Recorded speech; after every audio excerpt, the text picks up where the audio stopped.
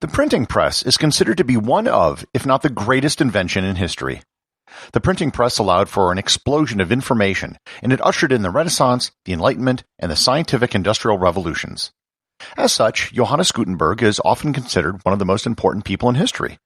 But did Gutenberg actually invent the printing press? Should he be given credit for this important invention? Learn more about Gutenberg and the invention of the printing press on this episode of Everything Everywhere Daily.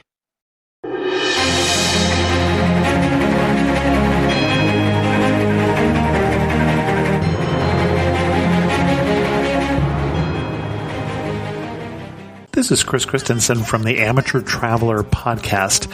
If you've enjoyed some of Gary's anecdotes about different travel destinations, you may enjoy the Amateur Traveler Podcast, which is one of the longest-running, award-winning travel podcasts. Listen to Gary and other travel writers, travel bloggers, and travelers talk about their favorite travel destinations all around the world on Amateur Traveler. Search your podcast player for Amateur Traveler or go to amateurtraveler.com.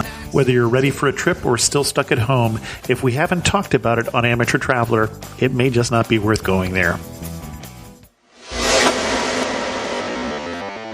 The answer to the question of if Gutenberg invented the printing press requires a bit more nuance than a simple yes or no. There are some inventions that might be that simple, but the printing press is not one of them. So let's break the question down into several other questions that'll help clarify what happened.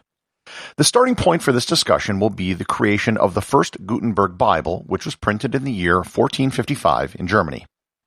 With that, was Gutenberg the first person ever to create and use a printing press? The answer to this is an unequivocal no. Several centuries before Gutenberg, they were using printing presses in China. The earliest known printed work is a Buddhist text known as the Diamond Sutra. The Diamond Sutra dates back to the year 868 during the Tang Dynasty. There are other documents from the same time period, including calendars, mathematical tables, funeral and wedding guides, as well as educational material. The difference between the Tang Dynasty printing and Gutenberg is that the Chinese of the time were using what is known as block printing. Block printing is basically what you do with a rubber stamp. You have to carve an entire wooden block that has the text of the page you want to print in reverse every time you want to print something. It's a very laborious and time-consuming process. It's fine if you have one thing that you want to make a bunch of copies of, but it doesn't work well if you want to print many different things. Gutenberg used a system called movable type. Each letter and character was a separate object, and they would be assembled together to form whatever text you wanted to create. Movable type was a much more efficient system than block printing. After you had all your characters built, you could create an infinite number of pages relatively quickly, whereas with block printing, it required the carving of a unique block of text every single time. So with that, was Gutenberg the first person to use movable type? And the answer here is an emphatic no. Once again, this innovation was first used in China centuries before it was used in Europe. A Chinese artist and inventor, Bi Sheng, created the first movable type press somewhere between the years of 1041 and 1048. The story of his movable type was written about in a book from 1086 by a scientist known as Shen Ku. Shen Ku noted that Bi Sheng's type characters were made out of hardened clay instead of wood, because wood was too soft, absorbed too much ink, and would stick to the page. Bi Sheng realized a major problem with movable type: the material used for the characters. However, his clay characters were far from perfect. They were very fragile and could only be used a limited number of times before they fell apart. Gutenberg used metal characters, which made a huge difference. So, let's ask another question. Was Gutenberg the first person to use metal movable type? And here the answer is no, once again. There's evidence of the Chinese using bronze movable type in the 12th century, and copper and tin movable type in the 13th century. The first full books created with metallic movable type were created in Korea in the 13th century during the Korean Goryeo dynasty. These books, while mentioned, didn't survive. The oldest surviving metal movable type book dates to the 14th century, and it's also Korean. It's known as the Jikji and is a collection of Buddhist teachings. The book was printed with bronze type. So things aren't looking so good for Gutenberg. Let's ask one final question. Can the system of printing that the world uses today be traced back to Gutenberg? The answer here is yes. And if that sounds counterintuitive to everything I've just said, that is why I said at the beginning that the answers to these questions require some nuance. The systems developed in China and Korea unquestionably predated Gutenberg. However, they were never put into widespread use. The reasons for this are many. They're cultural, linguistic, and technical. First, let's look at the linguistic reasons. Chinese has a lot of characters. To put it into perspective, you might need to know 2,000 to 3,000 characters to read a newspaper in Chinese. There might be 20,000 characters in a Chinese dictionary. If you include more obscure characters, the number can reach 50,000 and by some estimates over 100,000. The Latin alphabet only has 26 characters, and with special characters and punctuation, you may only need about 50 different characters.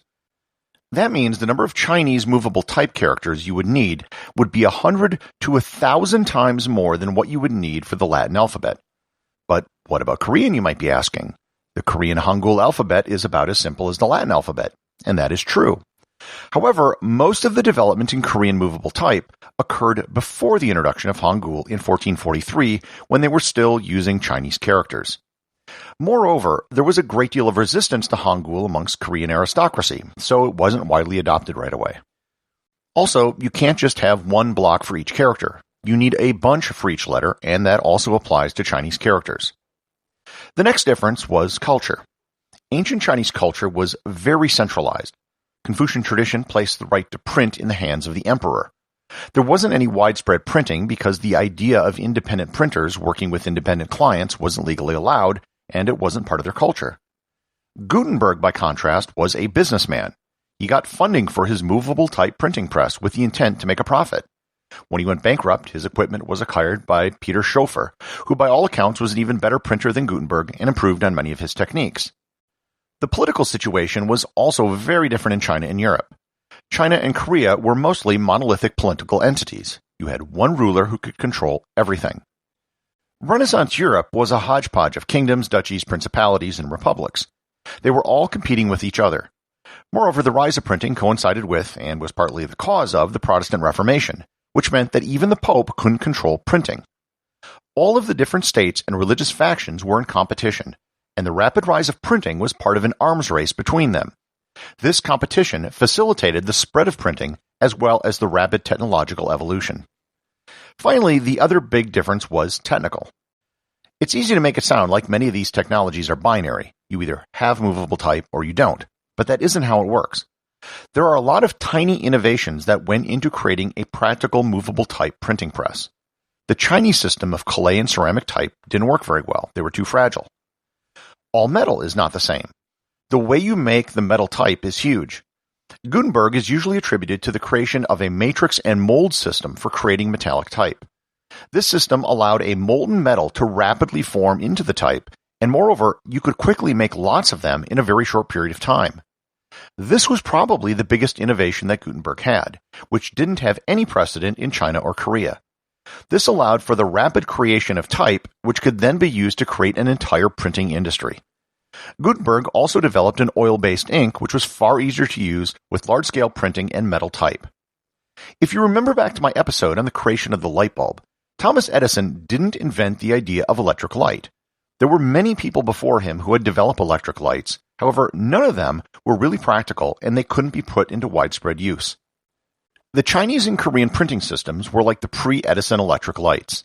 They got the basic concept down, but they weren't a practical system to allow for widespread publishing. If Chinese and Korean systems predated Gutenberg, might that technology have migrated from China to Germany? There's no evidence for it. It's highly unlikely that the technology used in Asia would have migrated all the way over to a landlocked European goldsmith who never traveled extensively without having left a trail of people adopting the technology along the way. So if you want to be technical, you can and should say that the discovery of printing did occur in China. They were clearly first. However, the practical printing system, which eventually spread around the world, including back to Asia, can be traced to Johannes Gutenberg. Executive producer of Everything Everywhere Daily is James Makala. The associate producer is Thor Thompson. Remember to leave a 5-star review to get your review read on the show. They can be left at Apple Podcasts, Podcast Republic, or wherever you listen to the show. Also, you can help support the show over at Patreon.com. Patrons can get merchandise like t-shirts and hoodies, as well as having direct access to provide suggestions for future episodes.